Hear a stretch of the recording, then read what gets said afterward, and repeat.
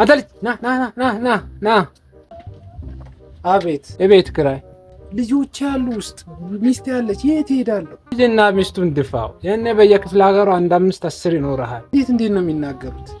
ይሄ ቤት የአላህ ነው። እኔ የገመቹ ነው አላልኩ፣ የአላህ ነው ቤት። አላህ ደግሞ ለእኔ ሰጠኝ።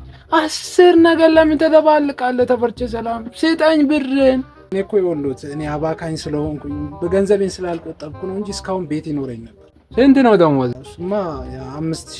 አንተ ያመሃል 5000 ብክነት የለው። 5000ን ቆጥበው ሳልት በላ ነው የምር 5000 ነው ደሞዝ። ያው ኦቨር ታይምም አለኝ 5500። ውይ አፍን ከፍታ ብለህ ስስቅ እኮ ደሞዝ 5000 አይመስልም።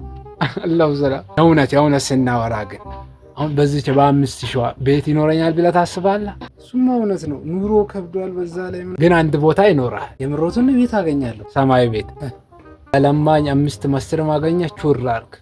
ነገር እኮ 5000 ለማኞቹ በቀን ይሰሯታል።